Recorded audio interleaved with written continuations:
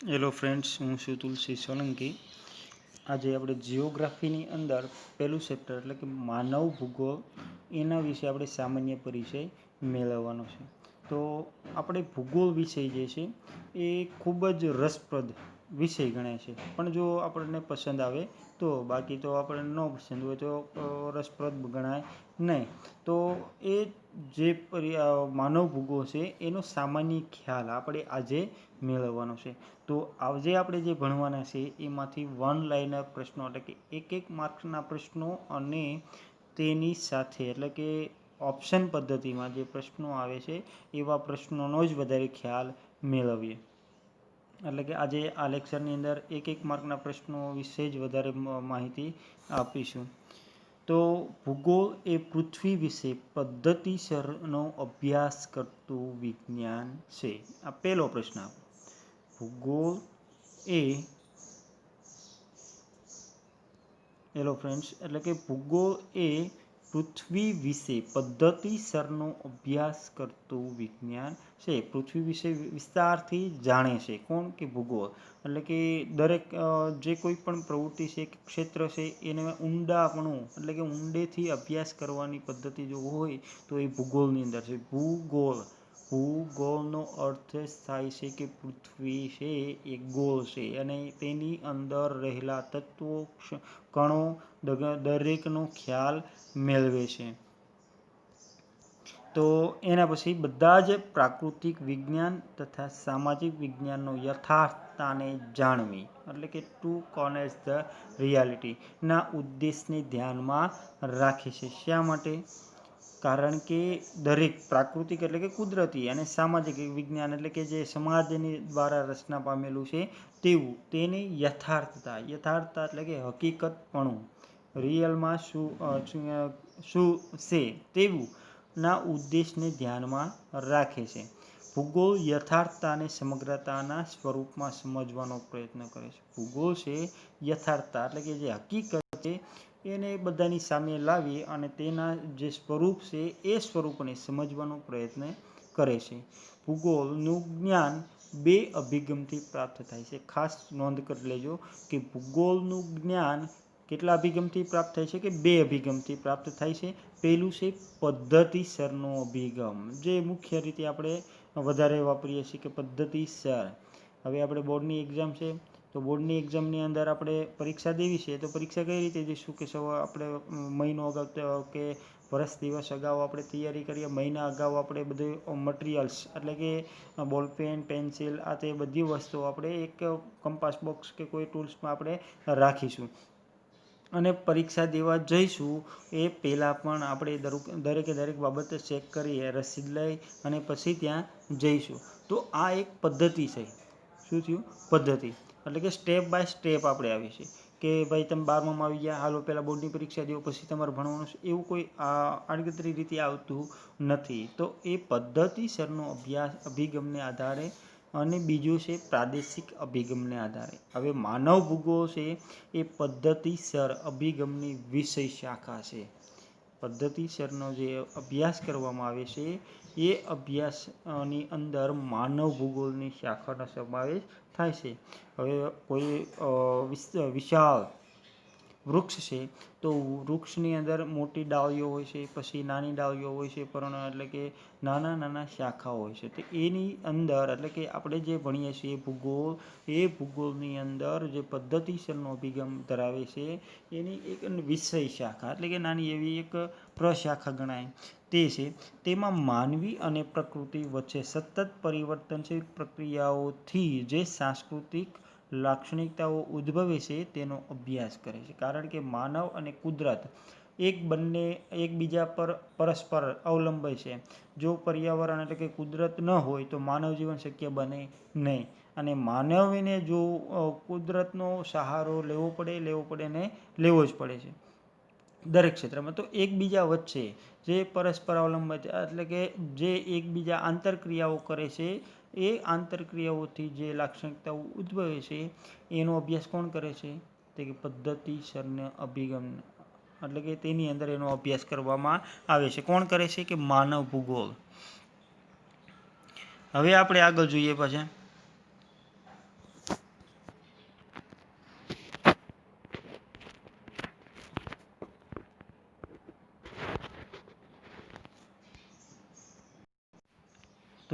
અત્યારે આપણે જે ભણ્યા પેરેગ્રાફ તેની અંદરથી આપણને મિનિમમ 3 કે 4 પ્રશ્નો આપણને જોવા મળે છે. તેમાં ફરીથી કે ભૂગોળ એ પૃથ્વી વિશે પદ્ધતિસરનો અભ્યાસ કરતું વિજ્ઞાન છે. એટલે એ ખાસ આપણે યાદ રાખવાનું છે કે ભૂગોળ એ પૃથ્વી વિશે પદ્ધતિસરનો અભ્યાસ કરતું વિજ્ઞાન છે. બધા જ પ્રાકૃતિક વિજ્ઞાન તથા સામાજિક વિજ્ઞાનનો યથાર્થતાને જાણવાના ઉદ્દેશને ધ્યાનમાં રાખે. દરેકે દરેક વિજ્ઞાન હોય, કોઈ પણ વિજ્ઞાન હોય, સામાજિક હોય કે પ્રાકૃતિક હોય, કોઈ પણ વિજ્ઞાન હોય, એ હકીકતને જાણવાનો પ્રયત્ન કરે છે. આપણે વિજ્ઞાન અને ટેકનોલોજી જોઈએ તો એની અંદર પણ આપણને પ્રયોગો જોવા મળે છે. શા માટે પ્રયોગો? કે હકીકત જાણવાનો પ્રયાસ કરવામાં આવે છે. ભૂગોળ યથાર્થતાને સમગ્રતાના સ્વરૂપમાં સમજવાનો પ્રયત્ન કરે છે. ભૂગોળનું જ્ઞાન 2 અભિગમથી પ્રાપ્ત થાય છે. ખાસ યાદ રાખજો કે ભૂગોળનું જ્ઞાન કેટલા અભિગમથી પ્રાપ્ત થાય છે? કે 2. કયા કયા? કે પદ્ધતિસરનો અભિગમ અને પ્રાદેશિક અભિગમ. હવે માનવ ભૂગોળ છે એ કયા અભિગમથી કામ કરે છે? માનવ ભૂગોળ છે એ પદ્ધતિસરના અભિગમથી કામ કરે છે. તેમાં માનવી અને પ્રકૃતિ વચ્ચે સતત પરિવર્તનશીલ પ્રક્રિયાઓથી જે સાંસ્કૃતિક લાક્ષણિકતાઓ ઉદ્ભવે છે તેનો અભ્યાસ કરે છે.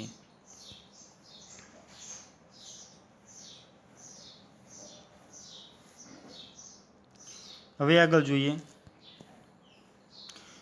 15મી સદીના ઉત્તરાર્ધથી 18મી સદીના સુધીના સમયગાળાને સંશોધન યુગ કહેવાય છે.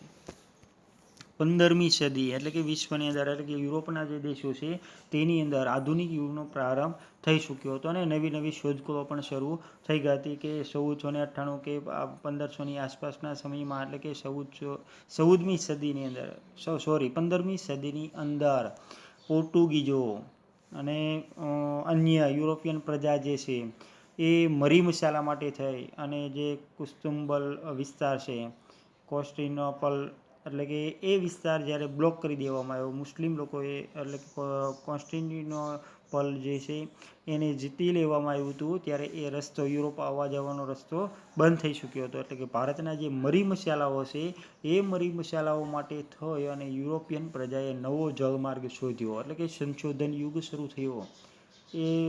એ સમયની અંદર વાહન એટલે કે બોટું લઈને જ નીકળ્યા હતા. અત્યારે આપણે સ્ટીમર આવી ગયા તો એ સંશોધન નવા સંશોધન પછી થયા છે. તો 15મી સદીના ઉત્તરાર્ધથી એટલે કે એ સમયથી તે 18મી સદી સુધીના સમયગાળાને કેવો યુગ કહેવામાં આવે છે? કે સંશોધન યુગ. એ સંશોધન યુગ આ સમયગાળા દરમિયાન શોધ પ્રવાસો દ્વારા વિશ્વના જુદા જુદા પ્રદેશોની વિસ્તૃત માહિતી એકત્ર કરવામાં આવી છે. નકશા નિર્માણ કાર્યનો વિકાસ થયો. ક્યારે? કે સંશોધન યુગ દરમિયાન. કારણ કે કોઈ પણ સ્થળે જવું હોય તો ચોક્કસ નકશો હોય તો એ જળમાર્ગ હોય તો જળમાર્ગની આસપાસના વિસ્તારમાં કયા કયા પ્રદેશો વસમાં આવે છે તો એની માહિતી પણ લેવામાં આવતી. ભૂગોળવિદોએ પ્રાપ્ત માહિતીને વૈજ્ઞાનિક ઢાંચામાં વર્ગીકૃત કરી તેના પરિણામ સ્વરૂપે ભૂગોળ વિષયનો ઉદ્ભવ થયો. ભૂગોળવિદો એટલે કે જે સંશોધન છે સંશોધનકર્તાઓ તેણે જે કંઈ માહિતી પ્રાપ્ત કરી, નવા નકશા બનાવવા શોધખોળ કરી તો એના આધારે એટલે કે એ જે વસ્તુઓ છે એને વૈજ્ઞાનિક ઢાંચામાં ચોક્કસ રીતે એને જાણી અને પછી એને ચોક્કસ એક સ્વરૂપમાં દાખલ કરી એટલે કે ચોક્કસ સ્વરૂપમાં બેસાડી તો એના આધારે આપણે ભૂગોળ વિષયનો ઉદ્ભવ થયો. વન લાઇનર પ્રશ્ન છે, ખાસ યાદ રાખજો. એના પછી જે બર્નાર્ડ વેરેનિયસે તેના પુસ્તક જિયોગ્રાફિક જર્નાલિસ્ટમાં ભૂગોળના 2 વિભાગ દર્શાવ્યા છે. ભૂગોળ છે કેટલા વિભાગમાં છે? કે 2. કોણે દર્શાવ્યું છે? કે બર્નાર્ડ વેરેનિયસે. એક ખાસ યાદ રાખજો ને ગઈ વખતે પણ આ પ્રશ્ન પૂછાઈ ગયેલો છે બોર્ડની પરીક્ષામાં કે બર્નાર્ડ વેરેનિયસના પુસ્તક જિયોગ્રાફિક જર્નાલિસ્ટમાં ભૂગોળના 2 વિભાગ છે. એક સામાન્ય ભૂગોળ અને એક વિશિષ્ટ ભૂગોળ.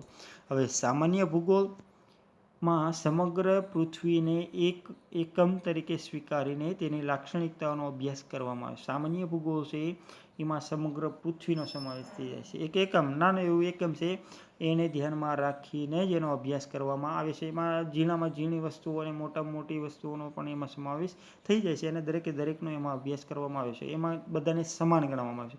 જ્યારે વિશિષ્ટ ભૂગોળમાં જુદા જુદા પ્રદેશો અને ત્યાંના માનવ જીવનનો અભ્યાસ કરવામાં આવે છે. સામાન્ય ભૂગોળ છે એ પૃથ્વીને ધ્યાનમાં રાખીને અભ્યાસ કરે છે. કોઈ પણનો અભ્યાસ કરતું હોય તો કોને ધ્યાનમાં રાખવાનું છે કે પૃથ્વીને. અને વિશિષ્ટ ભૂગોળ છે તો એમાં ચોક્કસ પ્રદેશો અને ત્યાંના માનવ જીવનનો અભ્યાસ કરવામાં આવે છે. પૃથ્વી પર માનવ જીવનનો ક્રમશઃ વિકાસ થયો છે. માનવીની મૂળભૂત જરૂરિયાતો ખોરાક, વસ્ત્ર અને રહેઠાણ એક દરેક માનવીની પ્રાથમિક જરૂરિયાત છે ઉપર કુદરતી પરિબળો અસર કરે છે. ખોરાક ઉપર પણ કુદરતી પરિબળો અસર કરે છે. વસ્ત્ર અને રહેઠાણ દરેક ક્ષેત્રમાં. માનવ ભૂગોળમાં માનવીય કુદરતી પરિબળો પરસ્પર થતી અસરોનો અભ્યાસ કરવામાં આવે છે. માનવ ભૂગોળમાં માનવ કેન્દ્ર સ્થાને છે. ત્યાં નોંધ કરી લેજો, માનવ ભૂગોળમાં માનવ કેન્દ્ર સ્થાને છે. માનવીના નિવાસ સ્થાનના વિસ્તારના આધારે તેની પ્રવૃત્તિઓ નક્કી થાય છે. માનવીની પ્રવૃત્તિઓ શેના આધારે નક્કી કરવામાં આવે છે કે નિવાસ સ્થાનના વિસ્તારના આધારે. કેમ કે માનવી જે જગ્યાએ વસવાટ કરે છે તેની આજુબાજુની વસ્તી એટલે કે વિસ્તાર કેવા પ્રકારનો છે. દાખલા તરીકે આપણે જોઈએ તો ગંગાના જે પ્રદેશો છે એટલે કે ગંગાનો જે મુખ ત્રિકોણ પ્રદેશ છે કે યુપી, બિહાર અને એની આજુબાજુના જે વિસ્તારો છે એ વિસ્તારોમાં આપણે જોઈએ તો ત્યાં મુખ્યત્વે ખેતી આધારિત પ્રવૃત્તિઓ થતી હોય છે. એટલે કે ખેતી સાથે જોડાયેલા લોકો જોવા મળે છે. તો એ જ રીતે આપણે ઉત્તરાખંડમાં જઈએ તો ત્યાં ખેતી ઉપર કોઈ આધાર રાખશે નહીં. વન્ય પેદાશો એટલે કે જે જંગલની પેદાશો છે, કારણ કે ડુંગરાળ પ્રદેશ છે તો ડુંગરમાંથી જે આપણને આર્થિક રીતે પ્રાપ્ત થાય એવી પ્રવૃત્તિ ત્યાં જોવા મળશે. મેદાની પ્રદેશોમાં વસતો માનવી ખેત પ્રવૃત્તિ કરશે, જ્યારે જંગલમાં નિવાસ કરતો માનવ જંગલની પેદાશ એકઠી કરશે. સમુદ્ર કિનારે વસતો માનવ મત્સ્યયન પ્રવૃત્તિ વિશેષ કરે છે. આ રીતે માનવી અને પર્યાવરણ વચ્ચેના આંતરસંબંધોથી ઉદ્ભવતી પ્રવૃત્તિઓ દ્વારા ભૂગોળનું અભ્યાસ ક્ષેત્ર તૈયાર થયું છે. વેરેનિયસે આ બાબતને ધ્યાનમાં રાખીને ભૂગોળના વિષય વસ્તુને 3 પેટા વિભાગમાં વર્ગીકૃત કરે છે. આગળ જોયું કે ભૂગોળના 2 ભાગ પડ્યા છે, સામાન્ય અને વિશિષ્ટ. જ્યારે અહીંયા એના પેટા 3 વિભાગ છે. કયા કયા? ખગોળ વિષયક લાક્ષણિકતાઓ, સ્થળીય લાક્ષણિકતાઓ અને માનવીય લાક્ષણિકતાઓ. આ 3 ખાસ યાદ રાખજો કે વેરેનિયસે આ બાબતને ધ્યાનમાં રાખી ભૂગોળ વિષય વસ્તુને 3 પેટા વિભાગમાં વર્ગીકૃત કર્યા છે. અને કયા કયા છે કે આ 3. હવે આગળ જોઈએ. ભૂગોળ સંકલિત, આનુભાવિક અને વ્યવહારિક વિજ્ઞાન છે. ભૂગોળ એ સંકલિત એટલે કે એકબીજા સાથે જોડાયેલું, આનુભાવિક એટલે કે ઊંડો અભ્યાસ થયેલો હોય તેવું, અને વ્યવહારિક એટલે કે દરેકના જીવનમાં વણાયેલું હોય તેવું. તો ભૂગોળ છે એ સંકલિત, આનુભાવિક અને વ્યવહારિક વિજ્ઞાન છે. ભૂગોળ પૃથ્વી સપાટી પર આવેલી વિભિન્ન તત્વો અથવા પાસાનો માનવના સંદર્ભમાં અભ્યાસ કરે છે. ભૂગોળ છે એ પૃથ્વી સપાટી ઉપર નાના નાના તત્વો જે આવેલા છે, વિભિન્ન તત્વો એટલે કે કોઈ અગણ્ય તત્વો છે, તો એ તત્વો અને પાસા જે છે એ માનવીના સંદર્ભમાં માનવીને કઈ રીતે ઉપયોગી છે અથવા તો માનવ તેનો ઉપયોગ કઈ રીતે કરે છે. દાખલા તરીકે સૌર ઉર્જા એટલે કે સૂર્યના જે કિરણો છે એના આધારે આપણે સૌર ઉર્જા પ્રાપ્ત કરીએ છીએ. તો એ સૌર ઉર્જા જે પ્રાપ્ત કરીએ છીએ એ કુદરતી તત્વ છે. તો એ કુદરતી તત્વ છે માનવના સંદર્ભમાં અભ્યાસ કરે છે. કોણ? કે ભૂગોળ. પૃથ્વી સપાટી પર પ્રાપ્ત થતા બધા જ તત્વોને તેમની ઉત્પત્તિના આધારે 2 વિભાગમાં વહેંચવામાં આવે છે. પૃથ્વી સપાટી પર પ્રાપ્ત થતા બધા જ તત્વોની ઉત્પત્તિને આધારે કેટલા વિભાગમાં વર્ગીકૃત? 2. પહેલું પ્રાકૃતિક અથવા ભૌતિક એટલે કે કુદરતી તત્વો જે છે તે, અને બીજું છે માનવીય અથવા સાંસ્કૃતિક તત્વો એટલે કે માનવે બનાવેલો અથવા તો માનવના સંદર્ભમાં કોઈ પણ રીતે ઉપયોગી હોય તે. આ તત્વોના આધારે ભૂગોળની 2 શાખાઓ વિકસે છે. હવે જે તત્વો છે, તત્વોના આધારે ભૂગોળની 2 શાખા ઉદ્ભવી છે. એક પ્રાકૃતિક ભૂગોળ એટલે કે પ્રાકૃતિક અથવા તો ભૌતિક તત્વો છે એના આધારે પ્રાકૃતિક અથવા તો ભૌતિક ભૂગોળ, અને બીજું છે માનવ ભૂગોળ જે આપણે અત્યારે ભણીએ છીએ. એના પછી 19મી સદીના પ્રાકૃતિક ભૂગોળ અને સ્વરૂપીય ભૂગોળ નામની શાખાનો વિકાસ થયો, પરંતુ તેની પ્રતિક્રિયા રૂપે કેટલાક ભૂગોળવિદોએ માનવી અને પર્યાવરણ વચ્ચેના પારસ્પરિક સંબંધોના અભ્યાસને ખૂબ મહત્વ આપ્યું. તેના પરિણામે માનવ ભૂગોળ શાખાનો ઉદ્ભવ થયો. ખાસ યાદ રાખજો આપણે કે ઘણી વખત આ પ્રશ્ન પૂછાય છે કે 19મી સદીના પ્રાકૃતિક ભૂગોળ અને સ્વરૂપીય ભૂગોળ નામની શાખાનો વિકાસ થયો, પરંતુ તેની પ્રતિક્રિયા ઉદ્ભવિત કરવું પણ એની પ્રતિક્રિયા એટલે કે તેના પછીના કેટલાક ભૂગોળવિદોએ માનવી અને પર્યાવરણ વચ્ચેના પારસ્પરિક સંબંધોના અભ્યાસને મહત્વ આપ્યું. તેના કારણે માનવ ભૂગોળ શાખાનો ઉદ્ભવ થયો. માનવીના ઘર તરીકે પૃથ્વીનો અભ્યાસ એ માનવ ભૂગોળનું પ્રથમ સોપાન છે. માનવીના ઘર તરીકે પૃથ્વીનો અભ્યાસ, કારણ કે માનવ પૃથ્વી પર જ રહી શકે, બીજે ક્યાંય તો રહી શકતો નથી. તો માનવી જે જગ્યાએ વસવાટ કરે છે એટલે કે એનું ઘર જે છે એ પૃથ્વી છે, અને એ પૃથ્વીનો અભ્યાસ એ ભૂગોળનું પ્રથમ સોપાન છે. માનવ ભૂગોળ 3 બાબતોના અભ્યાસને મહત્વ આપે છે. માનવ ભૂગોળ 3 બાબતોના અભ્યાસને મહત્વ આપે છે.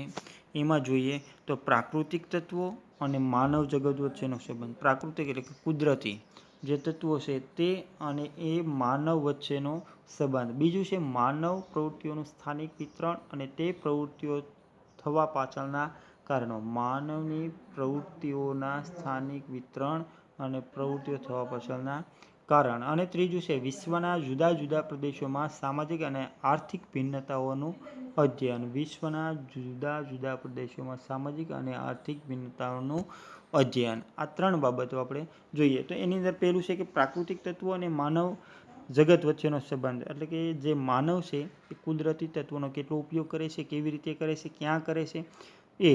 બીજું છે માનવ પ્રવૃત્તિઓનું સ્થાનિક વિતરણ. એટલે કે માનવ જે જગ્યાએ વસવાટ કરે છે એ જગ્યાએ આપણે હિમાલયમાં જઈએ અને ત્યાં બરફ વેચીએ, જમ્મુ કાશ્મીરમાં જાય અને બરફના ગોળા વેચીએ તો ત્યાં હાલે નહીં, આપણી દુકાન ન હાલે.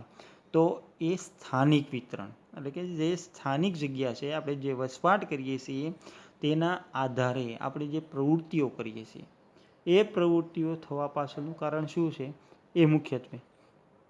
એના પછી ત્રીજું, વિશ્વના જુદા જુદા પ્રદેશોમાં સામાજિક અને આર્થિક ભિન્નતાઓનું અધ્યયન. એટલે કે વિશ્વના ખૂબ જ મોટા ઘણા દેશો છે, એટલે કે 200થી વધારે દેશો છે. તો એ દેશોની અંદર વિશ્વના જુદા જુદા દેશો છે એની અંદર સામાજિક એટલે કે સમાજની અંદર ઉપર નીચેના વર્ગો અને આર્થિક ભિન્નતાઓ એટલે કે પૈસાની બાબતમાં એકબીજા સળિયાતા કે કોઈ નીચાપણું હોય તો આ જે ભિન્નતાઓ છે એનું અધ્યયન કોણ કરે છે કે માનવ ભૂગોળ. હવે એના પછી આપણે જોઈએ તો માનવીની બધી જ વિકાસાત્મક ગતિવિધિઓ પર ભૌતિક પર્યાવરણની અસર જોવા મળશે. ભૌતિક એટલે કે કુદરતી પર્યાવરણ. તો માનવીની બધી જ વિકાસાત્મક એટલે કે વિકાસ કરેલી અથવા તો વિકાસ પામેલી જે ગતિવિધિઓ છે, વિકાસ કરવાની ગતિવિધિઓ છે કે આપણે આગળ આવવું છે તો આગળ કઈ રીતે આવવું, તો એ ગતિવિધિઓમાં ભૌતિક પર્યાવરણની અસર થાય છે. તે ભૌતિક પર્યાવરણ સાથે અનુકૂલન સાધીને સાંસ્કૃતિક પર્યાવરણની રચના કરે છે. ભૌતિક પર્યાવરણ સાથે આપણે મકાન બનાવીએ છીએ તેમાં બારી બારણા, પછી આપણે પથ્થર એટલે કે જે પથ્થરનો ઉપયોગ થાય છે, ઈંટોનો ઉપયોગ થાય છે, સિમેન્ટનો ઉપયોગ થાય છે. કેમાંથી બને છે કે એ કુદરતી તત્વોમાંથી, સોનામાંથી બને છે કે પથ્થર જે છે આવે છે તો એ ખાણોમાંથી આપણને મળી આવે છે. તો આ જે કંઈ પ્રવૃત્તિ છે એટલે કે જે પ્રિય તત્વો છે એ ભૌતિક તત્વો કહેવાય ને એની સાથે આપણે અનુકૂલન સાધી શકીએ છીએ. તો એ બંને સાધીને સાંસ્કૃતિક પર્યાવરણની રચના કરવામાં આવે છે. હવે સંસ્કૃતિ આપણે અગાઉ આપણે ભણી ગયા છીએ કે જે જૂના જમાનામાં જે અલગ અલગ શૈલીના મંદિરો આપણે અહીંયા જોવા મળે છે. તો અરબી સંસ્કૃતિ, પછી કે ઇઝરાયલ સંસ્કૃતિ. તો આ જે છે એના આધારે આપણે જે મકાનો બનાવે છે એમાં પણ એના સમાવેશ થાય છે. એટલે કે અલગ અલગ રીતે આપણને જોવા મળે છે સંસ્કૃતિ. તો એ જે સંસ્કૃતિ છે સાંસ્કૃતિક પર્યાવરણની રચના કરે છે. માનવ અને પર્યાવરણ વચ્ચેના આંતર સંબંધો ગતિશીલ છે. માનવ અને પર્યાવરણ વચ્ચેના સંબંધો કેવા છે? આંતર સંબંધો ગતિશીલ છે, કારણ કે વિકાસ પામેલા છે. ગમે ત્યારે પ્રકૃતિની આપણને ખૂબ જ જરૂર પડવાની છે અને પડે છે અત્યારે હાલમાં પણ. પ્રાકૃતિક તત્વો અને માનવ જગત વચ્ચેનો સંબંધ, સાંસ્કૃતિક પર્યાવરણ ઉદ્ભવ થવાના કારણો, વિશ્વના જુદા જુદા પ્રદેશોની સામાજિક અને આર્થિક ભિન્નતાઓ, માનવીની સાંસ્કૃતિક અને આર્થિક પ્રવૃત્તિઓ વગેરે પાસાઓનો અભ્યાસ કોણ કરે છે? કે માનવ ભૂગોળ. જો અહીંયા આપણને ઓપ્શન પદ્ધતિમાં પૂછે કે માનવ અને પર્યાવરણ વચ્ચેના આંતર સંબંધો ગતિશીલ છે, એટલે કે પ્રાકૃતિક તત્વો અને માનવ જગત વચ્ચેનો સંબંધનો અભ્યાસ કોણ કરે છે? આમ પણ પૂછે કે, અને ચાર એકસાથે આપણને પૂછીએ કે. તો માનવ ભૂગોળ યાદ રાખજો, પ્રવૃત્તિ અને માનવ અવિભાજ્ય તત્વો છે. પ્રકૃતિ જે છે એટલે કે કુદરત જે છે અને માનવ જે છે એ અવિભાજ્ય, કોઈ દિવસ છૂટા ન પડે તેવા તત્વો છે. બંનેને સમગ્રતાની દ્રષ્ટિએ સમજવાનો પ્રયત્ન માનવ ભૂગોળ કરે છે. સમગ્રતાની દ્રષ્ટિએ સમજવાનો પ્રયત્ન કોણ કરે છે? કે માનવ ભૂગોળ. હવે એની જે ચોક્કસ વ્યાખ્યા આપી છે એ વ્યાખ્યા પ્રસિદ્ધ ફ્રેન્ચ ભૂગોળવેતા જીન બ્રુન્સે આપેલી છે. તો એની વ્યાખ્યા પ્રમાણે આપણે જોઈએ કે માનવ ભૂગોળ એવા બધા જ તત્વોનો અભ્યાસ કરે છે જે માનવીની ક્રિયા પ્રતિક્રિયા દ્વારા પ્રભાવિત થાય છે. માનવ ભૂગોળ એવા બધા જ તત્વોનો અભ્યાસ કરે છે જે માનવીની ક્રિયા અને પ્રતિક્રિયા દ્વારા પ્રભાવિત થાય છે. ખાસ યાદ રાખજો વ્યાખ્યા, કારણ કે અવારનવાર ઘણી વખત પૂછાય છે, એટલા માટે.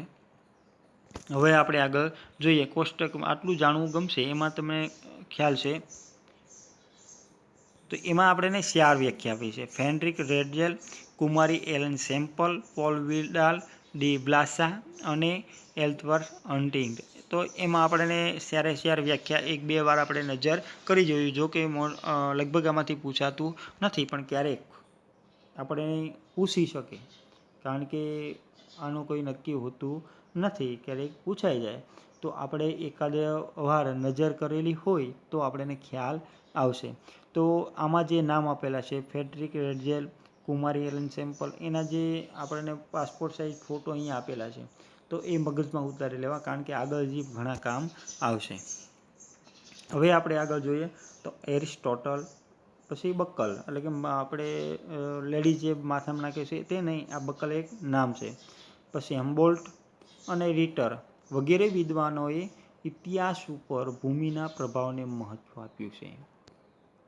4 નામ યાદ રાખજો: એરિસ્ટોટલ, બક્કલ, હમ્બોલ્ટ અને રિટર વગેરે વિદ્વાનોએ ઇતિહાસ પર ભૂમિના પ્રભાવને મહત્વ આપ્યું છે. ઓપ્શન પદ્ધતિમાં પૂછાશે, ઇતિહાસ ઉપર ભૂમિના પ્રભાવને મહત્વ કોણે આપ્યું છે? નીચે 4માંથી એકનું નામ હશે, એટલે ખાસ યાદ રાખજો. ત્યાર પછી રેડઝેલ અને કુમારી એલન સેમ્પલે ભૌતિક પર્યાવરણ માનવ પ્રક્રિયાઓને કેવી રીતે પ્રભાવિત કરે છે તે સમજાવ્યું. રેડઝેલ અને કુમારી એલન સેમ્પલે ભૌતિક પર્યાવરણ એટલે કુદરતી પર્યાવરણ અને માનવ ક્રિયાઓને કેવી રીતે પ્રભાવિત કરે છે તે સમજાવ્યું. જ્યારે હન્ટિંગ્ટને સમાજ, સંસ્કૃતિ અને ઇતિહાસ ઉપર આબોહવાના પ્રભાવને સમજાવ્યું છે. જ્યારે હન્ટિંગ્ટને સમાજ, સંસ્કૃતિ અને ઇતિહાસ ઉપર આબોહવાના પ્રભાવને સમજાવ્યું છે. આ વિદ્વાનોના વિચારોથી સ્પષ્ટ થાય છે કે માનવ ભૂગોળ માનવ સમાજ અને તેના પર્યાવરણ વચ્ચેના આંતરસંબંધોને પ્રાધાન્ય આપે છે, એટલે કે પર્યાવરણ વચ્ચેના જે સંબંધો છે એને વધારે મહત્ત્વ આપે છે. માનવ ભૂગોળ ગત્યાત્મક વિજ્ઞાન છે, કારણ કે એ વિજ્ઞાન છે, ભૂગોળ છે, એ અવારનવાર બદલ્યા રાખે, એટલે કે એમાં ફેરફાર થયા રાખે, એટલે કે માનવ ભૂગોળ એ ગત્યાત્મક વિજ્ઞાન છે. માનવ ભૂગોળના વિષય વસ્તુમાં સમયની સાથે વૃદ્ધિ અને વિસ્તાર થઈ રહ્યો છે. હવે આપણે માનવ ભૂગોળના અભ્યાસના ક્ષેત્રોની સમજ મેળવીએ. હવે આપણે અહીંયા અત્યાર સુધી જે જોયું, એટલે કે જે આપણે ભણ્યા, તો એની અંદર 1 લાઇનર પ્રશ્નો જ બને છે ઓપ્શન પદ્ધતિના અને 1 માર્કના. તો આજે આપણે જે હોમવર્ક છે એ હોમવર્કની અંદર અત્યાર સુધીમાં જે ચાલ્યું ત્યાં સુધીનું આપણને 5